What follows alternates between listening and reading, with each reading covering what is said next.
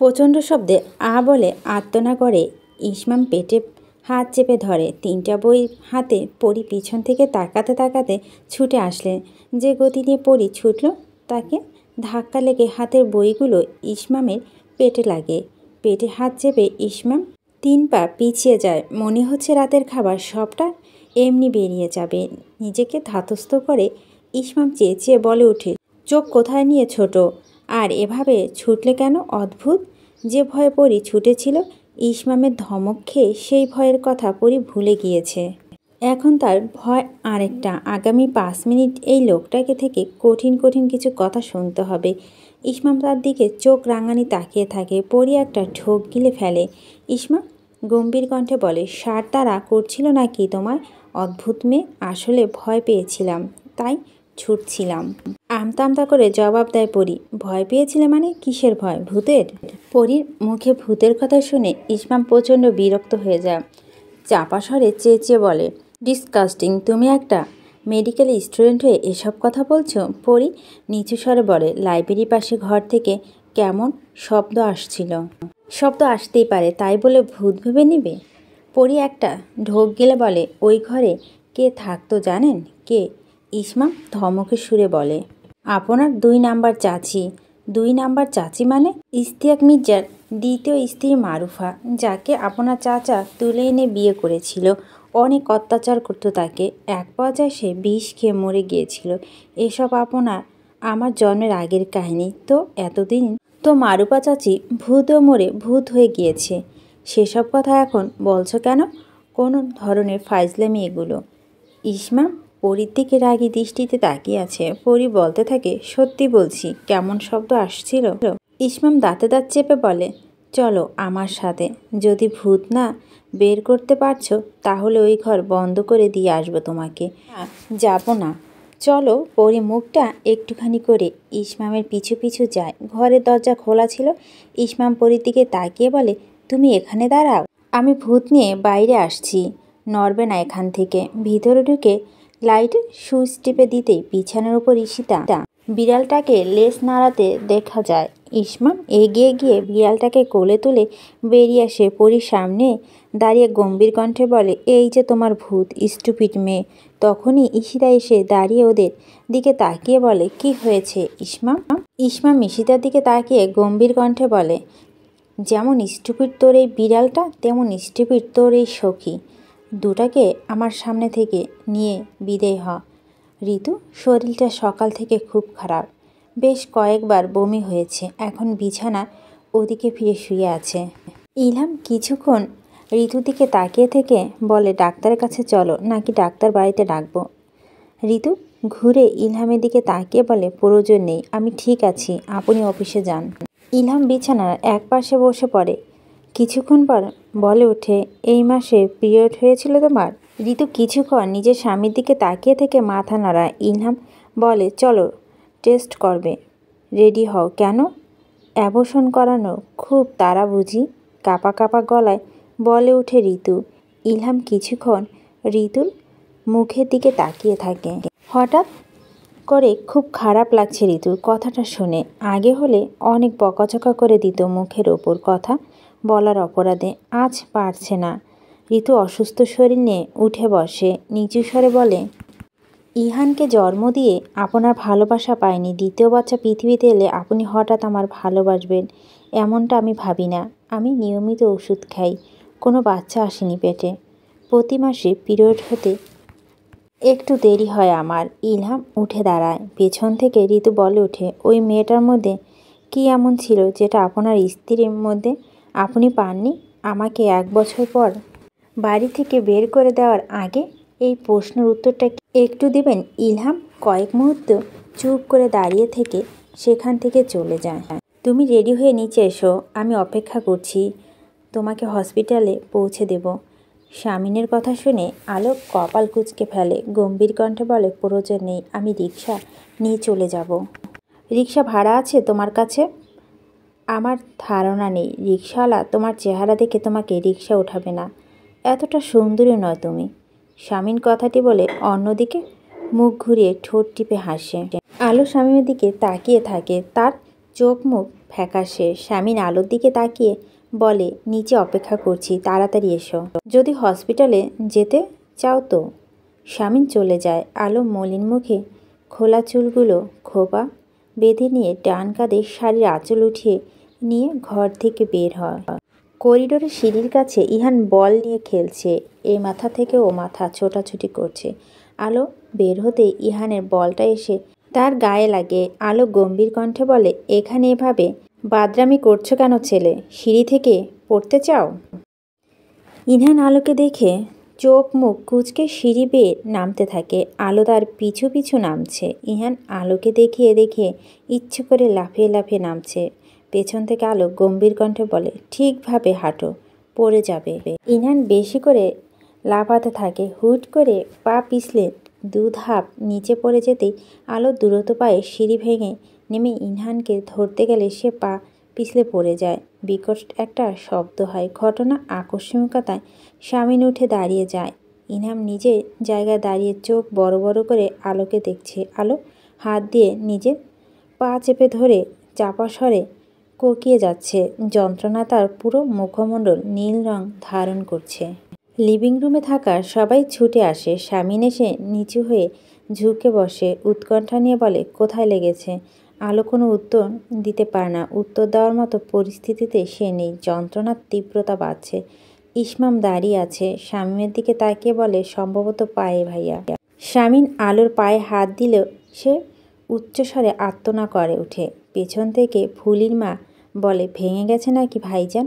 শামিন ইসমামের দিকে গাড়ির চাবি এগিয়ে দিয়ে বলে, গাড়ি স্টার্ট কর শিগগিরই। তারপর আলোর দিকে তাকিয়ে বলে, উঠতে পারবে নাকি আমি উঠাবো? আলো 2 চোখ বন্ধ করে নিশ্চুপ হয়ে কেঁদে যাচ্ছে। তার কাছে মনে হচ্ছে পায়ের কোনো হাড় ভেঙে গিয়েছে। শামিন আলোর দিকে এক পলক তাকিয়ে তাকে 5 কোল করে তুলে নেয়। ইসমাম গিয়ে গাড়ি স্টার্ট করে। পোনা চাচা পেছনের সিটের দরজা খুলে দেয়। শামিন আলোকে বসিয়ে নিজেই বসে পড়ে। পোর্চের নিচে দাঁড়িয়ে ফুলির মা দাঁত বের করে সীতারাকে বলে, মানুষ একটা আমাদের বড় ভাইজান। কথায় কথায় ভাবিরে কোলে উঠায়। এত মহব্বত আজকালকার পুরুষের মধ্যে থাকে। এই বেটি যদি একটু বুঝতো, ভাইজানের পাত্তা দিতে চায় না। যদি এই বংশের পূর্বপুরুষদের হাতে পতো তাহলে বুঝতো কত ধানের কত চাল। স্বামীর হাতে মার খেতে খেতে জীবন শেষ হয়ে যেত। অদ্রিতা ইসমাম দরজার কাছে কয়েক মুহূর্ত দাঁড়িয়ে থেকে ভিতরে ঢোকে।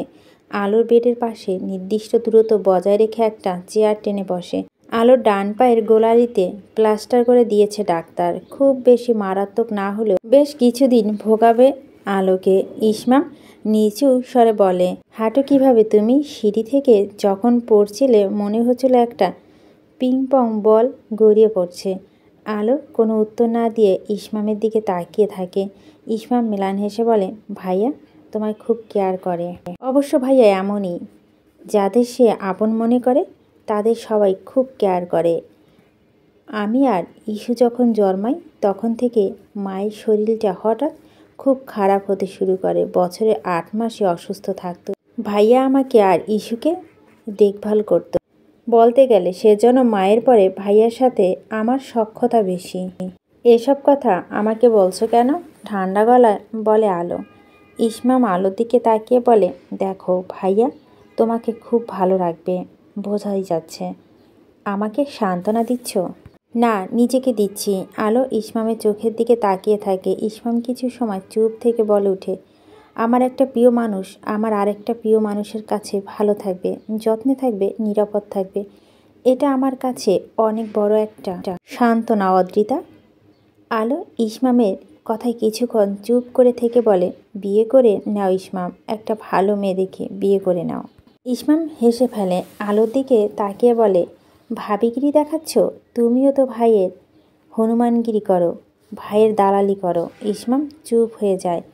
আলো বলে, তোমার প্রিয় আদর্শবান ভাইয়া আমাকে একটা রাতই গোটা এক জন্মের বিভীষিকা দেখিয়ে দিয়েছিল। এখন আবার আমার সাথে নতুন গেম খেলার চেষ্টা করছে। গত 1 মাস আমাকে ভয় দেখিয়ে বন্দিনী করে রেখেছিল। এখন আবার আমাকে মুগ্ধ করতে আমার কাছ থেকে আরও 1 মাস সময় চাচ্ছে। আমার অনুভূতি নাকি পাল্টে দেবে। আলোর কথা বলার মাঝেই শামিন এসে ভিতরে ঢোকে। ইসমাম উঠে দাঁড়ায়। শামিন উঠলি কেন? বস। ইসমাম নিচু স্বরে বলে, ভাবি বাবা এখন কি অবস্থা? সব ঠিকঠাক, কোনো কমপ্লিকেশন নেই, এখন শুধু জ্ঞান ফেরার অপেক্ষা। ইসমাম ভাইয়ের দিকে একটা চেয়ার এগিয়ে দিয়ে বলে, বসো ভাইয়া, আমি আসছি। কথাটা বলে ইসমাম চলে যায়। শামিন মাথা ঘুরিয়ে আলোর দিকে তাকায়, তারপর চেয়ারে বসতে বসতে বলে, হসপিটালটা পুরো আমার পারিবারিক হসপিটাল হয়ে গিয়েছে। আমার ছোট ভাই, আমার শ্বশুর, আমার বউ, সবাই রোগী। আলো মাথা ঘুরিয়ে অন্যদিকে তাকিয়ে থাকে। শামিন বলে, কি করছিলে তখন? সিঁড়িতে দৌড়ঝাঁপ দিচ্ছিলে কেন? ইহানকে তাড়া করছিলে মারার জন্য? আলো মাথা ঘুরিয়ে তাকায়, অবাক হওয়া কণ্ঠে বলে, আমি একটা ছোট্ট বাচ্চাকে মারার জন্য তাড়া করব? তুমি যে ধরনের মেয়ে করতে পারো, তোমাকে বিশ্বাস কি? ঠান্ডা গলায় বলে শামিন। আলো কপাল কুঁচকে শামিনের দিকে তাকিয়ে থাকে। শামিন আলোর চোখে চোখ রেখে বলে, তুমি আমাকে ছেড়ে চলে যেতে চাইলে তার সৃষ্টিকর্তা তোমার ঠ্যাং ভেঙে দিল। এই ফেরাউনটার প্রতি সৃষ্টিকর্তার কত মায়া দেখছো আছিয়া? ক্রাচের ভর দিয়ে ধীর পায়ে হেঁটে কেবিন থেকে বের হয় আলো। একজন নার্স এসে বলে, ঘুম ভেঙেছে আপনার, আপনাকে ব্যথানাশক ইঞ্জেকশন দেওয়া হয়েছিল, এর প্রভাবে ঘুম হচ্ছে এত। আলো ম্লান হেসে বলে, কেউ এসেছিল? আমার মা কিংবা ভাইয়ারা? হ্যাঁ, ওনারা তো এতক্ষণ এখানেই ছিল, একটু আগে আপনার বাবার কাছে গেল। নার্স একটু থেমে আবার বলতে শুরু করলো, মেয়র সাহেব বারবার এসে আপনাকে দেখে গিয়েছে। আলো নার্সের কথায় পাত্তা না দিয়ে কেবিনে ঢুকে গেল। নার্স বলে উঠে, আপনার হাজবেন্ড খুব কেয়ারিং, স্ত্রীর জন্য চোখে মুখে কি ভীষণ উৎকণ্ঠার ছাপ, লাভ ম্যারেজ নাকি? আলো দাঁড়িয়ে পড়ে। নার্স বলতে থাকে, খুবই ভালো লাগছে দেখে ব্যাপারটা, এখানে তো সবাই সবটা নার্সদের উপর ছেড়ে দিয়ে চলে যায়, উনি এত ব্যস্ত মানুষেও আপনার ভালো লাগছে তাকে? নার্সকে থামিয়ে দিয়ে আলো প্রশ্নটি করে নার্সের দিকে তাকিয়ে থাকে। নার্স আলোর দিকে তাকিয়ে অবাক হয়ে বলে, মানে মেয়র শামিন ইয়াসার মির্জাকে আপনার ভালো লেগেছে? তাহলে আপনি নিয়ে নিন, ঠান্ডা গলায় বলে আলো। নার্স হতভম্ব হয়ে আলোর দিকে তাকিয়ে আছে। শামিন এসে নার্সের পিছনে দাঁড়িয়ে বলে, ওঠো, আমার বইয়ের মাথায় একটু সমস্যা আছে নার্স আপা, কিছু মনে করবেন না। নার্স ঘুরে তাকায় শামিনের দিকে। শামিন হাসি দিয়ে বলে, ওর মাথায় একটু সমস্যা আপা, আপনি যান, আমি দেখছি, অসুবিধা হলে ডাকবো আপনাকে। হতকম্প ভাব নিয়ে নার্স সেখান থেকে চলে যায়। শামিন আলোর মুখের দিকে তাকিয়ে বলে, আমার দ্বিতীয় বিয়ের প্রয়োজন হলে আমি নিজে এসে তোমার কাছে বলবো, তুমি কেন আগ বাড়িয়ে নিজের সতীন ঠিক করছো? আলো ঘুরে দাঁড়িয়ে ধীরে ধীরে নিজের কেবিনে ঢোকে। শামিন আলোর পিছু পিছু ঢুকে একটা চেয়ার টেনে বসে। আলো গম্ভীর কণ্ঠে বলে ওঠে, আচ্ছা আপনার আর কোনো কাজ নেই? আপনাকে যারা মেয়র বানিয়েছে তাদের সেবা করুন গিয়ে। বেডের পাশে গ্লাসটাকে রেখে আলো বসে পড়ে। সাইড টেবিল থেকে গ্লাসের ঢাকনা উঠিয়ে পানি খেয়ে গ্লাসটা রেখে দিয়ে আবার গ্লাস হাতে তুলে নেয়। শামিন বলে, কোথায় যাবে? ওয়াশরুমে? নার্স ডাকবো? আব্বুর কাছে যাব আমি, কপাল কুঁচকে জবাব দিয়ে আলো হাঁটতে থাকে। শামিন বলে, চলো আমি নিয়ে যাচ্ছি। আলো কোনো বিরোধিতা করে না, সে জানে সে নিষেধ করলেও শামিন পিছন পিছন আসবে, শুধু শুধু কথার অপচয় করে লাভ নেই। আইসিইউর সামনে এসে আলো দাঁড়িয়ে পড়ে। রেহানা উঠে দাঁড়িয়ে বলে, তুই আসতে গেলি কেন মা? তুই বিশ্রাম নিতি। আলো বলে, আব্বুর কি অবস্থা? সব ঠিক আছে, ধৈর্য ধর। আজান এসে আলোকে ধরে বসিয়ে দেয়। আলো আজানের মুখের দিকে তাকিয়ে বলে, আয়াত কোথায়? দাদির কাছে। বাড়িতে? শামিন দূরে দাঁড়িয়ে আলোকে দেখতে থাকে। খোপা আলগা হয়ে গিয়েছে আলোর। কপালে কাছে কিছু চুল এসে বড্ড বিরক্ত করছে মেয়েটিকে। কিছুক্ষণ তাকিয়ে থাকার পর আলোর চোখে চোখ পড়তেই সে চোখ সরিয়ে নেয়। আলো শীতল চোখে স্বামীর দিকে কিছুক্ষণ তাকিয়ে থেকে রেহানাকে ডাকে, আম্মু। রেহানা মেয়ের দিকে তাকায়। আলো বলতে থাকে, গহনাগুলো আনতে বলেছিলাম, এনেছিলে? রেহানা মাথা নাড়ায়, ওনাকে দিয়ে দাও। শামিন আলোর মুখের দিকে তাকিয়ে থাকে। আলো তার দিকে তাকিয়ে বলে, ঈশিতা আপু চেয়েছিল গহনাগুলো, আপনার দেওয়ার অর্থের সমপরিমাণ গহনা আছে ওখানে, আপুকে দিয়ে দিবেন। রেহানা ব্যাগ থেকে একটা প্যাকেট বের করে রোবটের মতো দিকে এগিয়ে দেয়। শামীম ম্লান হেসে প্যাকেটটা হাতে তুলে নেয়। আলো শামীমের দিকে তাকিয়ে বলে, আপনার ঋণ শোধ হয়ে গিয়েছে। এর বিনিময়ে আর কোনো কৃতজ্ঞতা বোধ দেখাতে পারবেন না। ওর হাতে ওটা কিসের প্যাকেট? ফুয়াদ শামীমের হাতে প্যাকেটটা দিকে তাকিয়ে আছে। শামীম বলে, এটা এটা তো শাশুড়ি বাড়ি থেকে যৌতুক পেলাম। ফুয়াদ হাঁ হয়ে তাকিয়ে থাকে। বলে, মানে তোর ভাবি, মা মানে আমার শ্রদ্ধেয় শাশুড়ি এগুলো গড়িয়েছিল তার মেয়েকে দেবে বলে। আমার আত্মসম্মান পরিপূর্ণ বউ এগুলো দিয়ে আমার ঋণ শোধ করেছে। ফুয়াদ শুকনো হাসি হেসে বলে, তোর জন্য এমন একটা মেয়ে ঠিক আছে, নরম কোমল টাইপ বউ পোষাতো না। এ কথা বলছিস কেন? এমনি তুই কি যেমন বলতি স্ত্রী হচ্ছে বিছানার সৌন্দর্য, শুধুমাত্র শয্যাসঙ্গী। এখন তো দেখছি তুই এই শয্যাসঙ্গী ছাড়া একেবারেই অচল। মাত্র কয়েকদিন এই অবস্থা। শামীম চুপ করে থাকে। ফুয়াদ বলে, বারবার বলছি এমন কিছু করিস না যার জন্য আজীবন তোকে অনুতাপ করতে হয়। ওকে তীব্রভাবে অনুভব করতে শুরু করেছি আমি। আটকে গিয়েছি, ফেরার পথ নেই। ফুয়াদ শামীমের কাঁধে হাত রেখে বলে, এটা সম্ভবত তোর শাস্তি। ওকে পাওয়ার ব্যাকুলতা ছটফট করবি, কিন্তু ও ধরা দিবে না। সত্যি দিবে না? কখনোই না। ফুয়াদ শামীমের দিকে তাকায়। শামীম বাচ্চাদের মতো আগ্রহী হয়েছে জানার জন্য। ফুয়াদ গা ছাড়া ভঙ্গিতে বলে, কি জানি, নারীর মন বোঝা বড্ড কঠিন। তবে আমি 2% শিওর ও তোর প্রতি নরম হবে। বাকি 98% তোর কাজের ওপর নির্ভর করছে। দেখ কি হয়। মাত্র 2%? অনেক বেশি বলেছি আমি। ভুলে যাস না তুই ওর সাথে কি করেছিস, প্রথম কোন রূপে আবির্ভূত হয়েছে ওর মনে। একটা প্রাপ্তবয়স্ক নারী মন থেকে এসব মুছে ফেলা খুব কঠিন, কিন্তু ধৈর্যের ব্যাপার। শামীম ইয়াসার মির্জা, তাহলে 2% কেন নিশ্চয়তা দিচ্ছিস? একেবারেই দিস না। কোন যুক্তিতে দিলি? অবলা জাত কখনো কখনো ঘৃণা করতে করতে পুরুষকে ভালোবেসে ফেলে, সেই যুক্তিতে। হুমায়ূন আহমেদ একটা কথা বলেছিলেন, ধনাঢ্য পরিবারের মেয়েরা গরিব ছেলেদের দেখলে একটা মায়া কাজ করে তাদের মনে, যে মায়া থেকে ভালোবাসা জন্মায়। তবে আমি এই অনুভূতিকে কখনোই ভালোবাসা বলে আখ্যায়িত করব না। এ অনুভূতির নাম সহানুভূতি, ভালোবাসা নয়।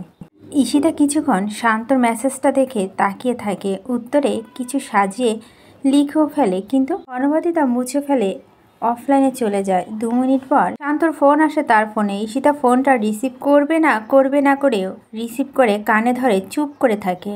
শান্ত মৃদু হেসে বলে, রাগ করলে? না তো, কেন রাগ করব? তোমাকে রাগিয়ে দেওয়া মতো একটা কথা লিখলাম। তুমি সহানুভূতি পেতে না চাইলে সাফ সাফ জানিয়ে দেবে, এত ভনিতা করে কথা বলবে না। শান্ত কিছুক্ষণ চুপ থেকে বলে ওঠে, চাই, আমি সহানুভূতি পেতে চাই। অভ্যেস খারাপ করে দিয়েছ তুমি, বড্ড লোভী হয়ে উঠেছে মন। ঈশিতা ঠোঁট প্রশস্ত হয়ে যায় হাসিতে। শান্ত বলতে থাকে, তবে কি জানো, দরিদ্র সুদর্শন পুরুষ এটা একটা তরুণীর জন্য মারাত্মক বিপজ্জনক। আজীবন ভুগতে হয় ঠিক সময় এড়িয়ে না গেলে। এই আমি ফোন রাখলাম। ঈশিতা রাগ দেখিয়ে ফোন কেটে গেল। শান্ত বলে উঠে, ইস্যু, আমি এরকম একটা আদরের দুলালিকে ঠিকঠাকভাবে ট্রিট করতে পারবো তো? আগে জানো সে কয়টা চায়? তুমি যে সানস্ক্রিন লোশন ব্যবহার করো সেটা আমার প্রত্যেক মাসে মেস ভাড়া। ইস্যু ঈশিতা চুপ করে থেকে বলে, চাকরি পেলে মেস ছেড়ে দিবে, একটা বাসা নেবে, আমাকে বিয়ে করে মোটামুটি দামের একটা সানস্ক্রিন লোশন কিনে নেবে। এইটুকু আত্মবিশ্বাসী হতে পারছো না? আমার আত্মবিশ্বাস, আমি আমার বউকে পুরোপুরি একটা স্যালুন কিনে দিতে পারবো, কিন্তু সেটা স্বপ্ন। শান্ত উচ্চ শব্দে হাসতে থাকে কথাটি বলে। ঈশিতা চুপ করে থেকে বলে, কি করছো? সস্তা সিগারেট পোড়াচ্ছি। দুপাশে দুজন নীরব থাকে। শান্ত হুট করে একটা দীর্ঘশ্বাস ছেড়ে বলে উঠে, পারলে এড়িয়ে যাও ইস্যু। এই সিগারেটটা পুড়তে যতখানি সময় নিচ্ছে তুমি পুড়তে ততখানি টাইম নেবে না। বাবার রাজকন্যা, ভাইদের আদরের বোন, পারলে এড়িয়ে যাও, বোকামি করো না। তুমি যে বলছিলে জ্ঞান ফিরলে আর কোনো চিন্তার কিছু নেই? তাহলে এখন এসব কি বলছো? শামীম রাসেলের দিকে তাকিয়ে থাকে। রাসেল বলে, আমি বলছি আশঙ্কা রয়েছে, তবে না হওয়ার সম্ভাবনা বেশি। শামীম বলে, অপারেশন করা হলো কেন তবে? ওনার জীবনটা বাঁচানোর জন্য। বেঁচে গিয়েছে উনি প্রাণে, এখন বাকিটা পরে বোঝা যাবে। শামীম মাথা ঘুরিয়ে আলোর দিকে তাকায়। আইসিইউর সামনে ক্রেচে ভর দিয়ে বাবার মুখটা আরও নিকট থেকে দেখার, বাবাকে ছোঁয়ার প্রতীক্ষায় আছে সে। দরজার কাছে চোখ রেখে ভিতরে তাকিয়ে আছে। ভেতরে রেহানা। রাসেল বলতে থাকে, এ ধরনের কেস আমি যে কয়টা হাতে পেয়েছি তাদের মধ্যে শতভাগ 20% পেশেন্টের সাথে এমনটা হয়েছে, তবে বাকি 80% কিন্তু সুস্থ হয়ে উঠেছে। শামীম, অযথা দুশ্চিন্তা করো না। শামীম রাসেলের কথা জবাব দেয় না। রাসেল যেমনটা বলেছে যদি সত্যি তেমনটা হতে থাকে তাহলে আরও খুব ভেঙে পড়বে। রেহানা বের হয়। একটু পরই ডাক্তারের পারমিশন নিয়ে আলো ভিতরে ঢোকে। আতাউল আলম কারো অস্বস্তি টের পেয়ে দু চোখ মেলে তাকায়। আলো ধীর পায়ে বাবার দিকে এগোতে থাকে। আতাউর চোখ পিটপিট করে মেয়েকে দেখতে থাকে। তার সামনে সালোয়ার কামিজ পরিহিতা, চুলে বেনুনি করা চঞ্চল সুদর্শী মেয়েটি নয়, বরং দাঁড়িয়ে আছে শাড়ি পরিহিতা, চুলে খোপা করা, গলায় হালকা পাতলা গহনা পরা বউ সাজে একটা মেয়ে। আতাউর কয়েক মুহূর্তে মুগ্ধ হয়ে নিজের কন্যাকে দেখে। অত্যন্ত মিষ্টি একটা চেহারা মেয়েটির, একেবারে মায়ের মতো দেখতে হয়েছে। ক্লাস 10-এ থাকাকালীন নানা জায়গা থেকে অসংখ্য বিয়ের প্রস্তাব আসছে মেয়েটির জন্য। আতাউর আলম কখনো তাদের পাত্তা দিত না। তার ইচ্ছে ছিল মেয়েটিকে সে নিজের পায়ে দাঁড় করিয়ে বিয়ে দিবে, আর সে মেয়েটি বউ সাজে তার সামনে তাকিয়ে আছে। আতাউর আলম অত্যন্ত ক্ষীণ কণ্ঠে বলে উঠে, পায়ে কি হয়েছে তোর? হোঁচট খেয়েছিস কিভাবে? তুমি পাশে নেই বলে বারবার খাচ্ছি আব্বু। আতাউর আলম ম্লান হাসে। আলো বলে, তোমাকে বুড়ো বুড়ো লাগছে আব্বু, তোমাকে মহিলাদের মতো লাগছে। শাড়ি পরে থাকিস কেন? শুধু শাড়ি কিনে দিয়েছে আমাকে, তা কেন? আমার অবস্থা বুঝিয়ে দিতে সম্ভবত। আমি এখন কারো বউ, এটা বারবার মনে করিয়ে দিতে। আতাউর আলম মেয়ের দিকে তাকিয়ে আছে। আলো বলতে থাকে, সুস্থ হয়ে উঠো আব্বু, সবটা গুছিয়ে নিতে হবে। এলোমেলো হয়ে যাওয়া সবটা গুছিয়ে নিয়ে আমাদের মাথার উপর বাবার শক্ত একটা হাত দরকার। দয়া করে সুস্থ হয়ে উঠো তুমি। জ্ঞান ফেরা আজ 3 দিন।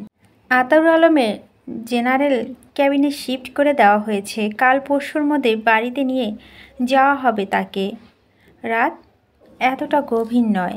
বিকেলের দিকে ভাইদের বাড়িতে পাঠিয়ে দিয়ে আলো নিজের স্বামীনের সাথে বাড়িতে চলে আসে। তাকে 2 দিন আগে ছাড়পত্র দিয়ে দিয়েছে ডক্টর। কয়েকদিন পরই তার পায়ের প্লাস্টার খুলে ফেলা হবে। হসপিটালে এখন শুধু রেহানা আছে। বিছানায় কিছুক্ষণ শুয়ে থেকে চোখ বন্ধ করে থাকে, তারপর চোখ মেলে ঘড়ির দিকে তাকায়। সময় রাত 10টা বেজে 42 মিনিট। বিছানায় শুয়ে কিছুক্ষণ উসখুস করে সে উঠে বসে। আব্বুর জন্য মনটা অস্থির হয়ে উঠেছে। এখন কিভাবে যাবে সে? শামিনের হাতে ল্যাপটপ সরে আলোকে কিছু সময় ধরে দেখে। আলো চুপচাপ মাথা নিচু করে বিছানায় বসে আছে। ল্যাপটপ বন্ধ করে মৃদুস্বরে বলে ওঠে, হসপিটালে যেতে চাও? আলো শামিনের দিকে তাকায়। শামিন বলতে থাকে, যেতে চাও তাহলে নিয়ে যাব। আলো মাথা নাড়িয়ে না বলে দেয়। শামিন আবারও ল্যাপটপ হাতে নেয়। আলো বলে উঠে, আর 23 দিন পর এমনিতেই চলে যাব। তার আগে এত ঘন ঘন যাওয়া আসা করার কি দরকার? শামিন ল্যাপটপ থেকে চোখ সরিয়ে আলোর দিকে তাকিয়ে থাকে। কতটা দূরতার সাথে বলেছে আলো এই কথাটা। কিছু সময় চুপ থেকে শামিন বলে, শিওর তুমি আমাকে ছেড়ে 23 দিন পর চলে যাবে? এতটা আত্মবিশ্বাসের সাথে বলছো? হ্যাঁ। শামিনের চোখে চোখ রেখে বলে আলো। আতাউল আলম আলোর পাশে দাঁড়িয়ে থেকে শামিনের দিকে তাকিয়ে আছে। সে তার সামনে তেজি প্রতিহিংসা পরায়ণ ভয়ানক ছেলেটাকে দেখে কিছুটা অবাক হচ্ছে।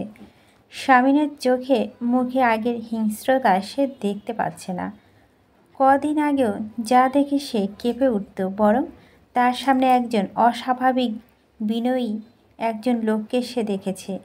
এই পরিবর্তন রূপ হজম করা কষ্টকর। আতর আলো একটা গভীর নিঃশ্বাস ফেলে দু চোখ বন্ধ করে ফেলে। আলো উৎকণ্ঠা নিয়ে এগিয়ে আসে। কি হয়েছে আব্বু? শরীর খারাপ লাগছে? আতর আলো মাথা নাড়ায়। নিজের মেয়েটার পাশে ওই ছেলেটাকে মেনে নিতে পারছে না সে। বুকের মধ্যে যন্ত্রণা হচ্ছে। ডাক্তার রাসেল এসে আতর আলমকে পরিদর্শন করে। শামিন আলোর দিকে তাকিয়ে বলে, আর 2 দিন চাইলেই রাখতে পারতেন। এত দ্রুত বাড়িতে? আমার আব্বু, আমি বুঝে নেব, গম্ভীর কণ্ঠে বলে আলো। তারপর ডাক্তার রাসেলের দিকে তাকিয়ে বলে, অসুবিধা নেই তো ডক্টর?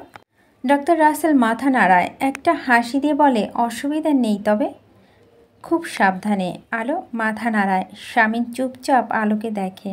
বাবা সুস্থ হওয়ার খুশিতে সে ভুলে গিয়েছে তার পায়ের চোট। ক্রাচে ভর করতেই লাফিয়ে লাফিয়ে সবটা দেখছে। বিকেলে আতর আলমের বাড়ি নিয়ে যাওয়ার ব্যবস্থা করা হয়। হসপিটালের সামনে অ্যাম্বুলেন্স দাঁড়িয়ে আছে। ওয়ার্ড বয়রা এসে আতর আলমের ধরে ধরে নামিয়ে নেওয়ার জন্য দাঁড়িয়ে আছে।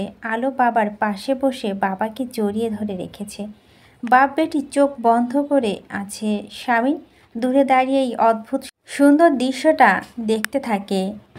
মেয়েরা সত্যি বাবা পাগল হয়। হুট করেই তার মনে ও বাসনা জাগলো, তার প্রথম সন্তান যেন মেয়ে হয়। এই পাগল মেয়ে অদ্রিতা আলোর মতোই একটা মেয়ে।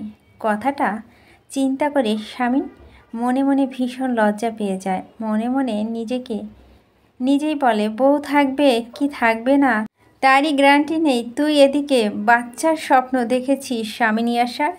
ধীর পায়ে হেঁটে আতর আলমের পরিবারের সামনে দাঁড়ায় স্বামী। সবাই তার দিকে তাকায়। সবার মুখের দিকে এক পলক তাকিয়ে খুব ঠান্ডা গলায় আলোকে বলে, তুমি চাইলে তোমার বাবা মায়ের সাথে যেতে পারো আলো। কয়দিন ওখানে থাকবে? আলো স্বামীনের কথা একটা তাচ্ছিল্য হাসি হাসে। রেহানা নরম গলায় আলোকে বলে, ওঠ, যাবি মা তুই? আজান আয়াত বলতে থাকে, আপু চল না, আমাদের সাথে চলো। আলো স্বামীর দিকে এক পলক তাকিয়ে তার মাকে বলে, না আম্মু, আমি এখন যাব না। আমি ঠিক 22 দিন পর চলে আসব তোমাদের কাছে, একেবারের জন্য। রেহানা নিজের মেয়ের মুখের দিকে তাকিয়ে থাকে। স্বামী আলোকে দেখছে। আলো বলতে থাকে, 22 দিন পর তোমাদের কাছে ফেরার আগেই এই লোকটাকে বুঝিয়ে দিয়ে আসব, এই লোকটা জীবনসঙ্গী হিসেবে সম্মানের যোগ্য নয়। এই লোকটা একটা অযোগ্য নেতা নয়, বরং অযোগ্য মানুষ। এর চোখে আঙুল দিয়ে আমি বুঝিয়ে দিতে চাই, আম্মু তোমরা যাও, তোমাদের মেয়েও ফিরবে। গাড়িতে উঠে এক পলক আলোর দিকে তাকিয়ে স্বামীন গাড়ি স্টার্ট করে। হাসপাতালের গেট পেরিয়ে বাড়ির দিকে ফিরতে থাকে। আলো সিট বেল্ট বাঁধেনি। স্বামীন বলে, সিট বেল্ট বাঁধতে চাও না কেন? একটা অঘটন ঘটলে তখন বুঝবে। অঘটনের পাশে বসে অঘটনের ভয় পাই না আমি। স্বামীন হেসে ফেলে, আমি অঘটন? বাহ, কখনো পিচাস, কখনো জানোয়ার, কখনো রেফাউন, কখনো আবার অঘটন। আলো চুপ করে থাকে। স্বামীন বলে, আমি বলেছি 1 মাস পর তোমার যদি আমার প্রতি অনুভূতি না বদলায় তাহলে তুমি চলে যেতে পারো। সে কথা শুনে খুব খুশি হয়েছো তাই না? আচ্ছা, যদি আর 22 দিন পরও তোমাকে যেতে না দিই, জোর করে আটকে রেখে দিই, যদি জোর জবস্তি করি, তখন? আলো স্বামীনের দিকে তাকায়। স্বামীন ম্লান হেসে বলে, ভয় পেও না, আমি আমার কথা রাখবো, জোর করবো না তোমাকে। আলো স্বামীনের কথায় কোনো জবাব দেয় না। দুজনের দীর্ঘ সময় ধরে চুপচাপ। গাড়ি শান্তনীরে গেট থেকে ভেতরে ঢোকে। গাড়ি থেকে নেমে আলো ক্রেচের ভর দিয়ে বাড়ির ভেতরে ঢোকে। লিভিং রুমে বাড়ির মেয়েরা সবাই দাঁড়িয়ে। একজন অচেনা বৃদ্ধ মহিলা বসে আছে লিভিং রুমের সোফাতে। আলোকে দেখে নিতু এগিয়ে এসে আলোর মাথা ঘোমটা তুলে দিয়ে নিচু স্বরে বলে, সম্পর্কে আপনার দাদি শাশুড়ি, আমাদের দাদা শ্বশুরের ছোট বোন। আলো এক পলক মহিলাটিকে দেখে। মাথার চুল ধপধপে সাদা, গায়ের রংটা বেশ চমৎকার। গায়ে একটা সাদা কালো পাঞ্জাবি শাড়ি। দেখে বয়স কত তা বোঝার উপায় নেই, হতে পারে 70-এর উপরে। ভদ্রমহিলা আলোর দিকে তীক্ষ্ণ দৃষ্টি দিয়ে তাকিয়ে আছে। আলোর পা থেকে মাথা পর্যন্ত দেখছে।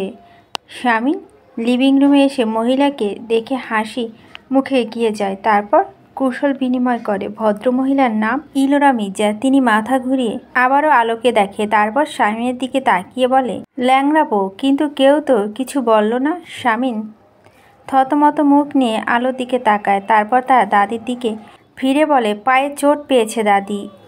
ইলোরা আবার আলোর দিকে তাকায়, ঠাট্টার ছলে বলে, কেন? বেশি লাফায় নাকি তোর বউ? আলো কপাল কুঁচকে সিঁড়ির দিকে যায়। এবারই প্রত্যেকটা লোক এক একটা নমুনা।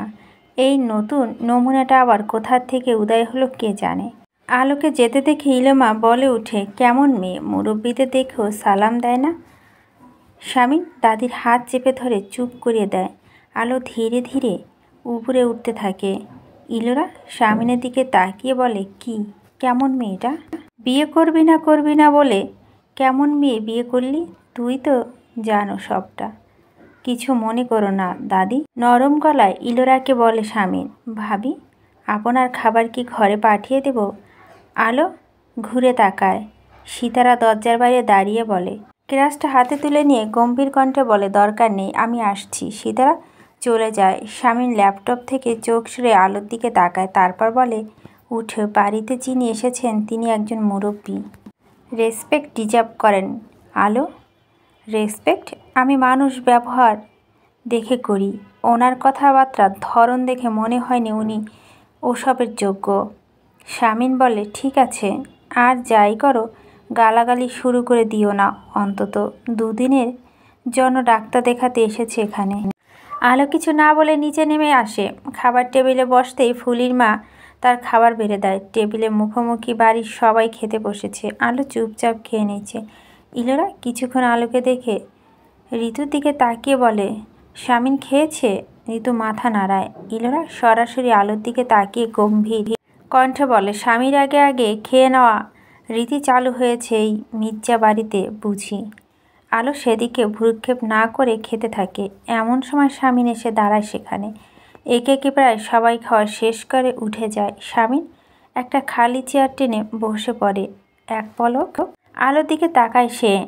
ইলোরা আলোকে বলে, স্বামী কি লাগবে না লাগবে সেটা দেখো। আলো মাথা তুলে একবার শামীম আর একবার ইলোরার দিকে তাকিয়ে প্লেটে হাত ধুয়ে গ্লাস তুলে উঠে দাঁড়ায়। তারপর চলে যায় সে সেখান থেকে। ফুলির মা শামীমের খাবার বেড়ে দিয়ে চলে যায়। খাবার টেবিল আপাতত শামীম আর ইলোরা। শামীম খেতে শুরু করে। ইলোরা বলে, যা শুনছি তা তো দেখতি সত্যি। তুই এটা কি বিয়ে করেছিস?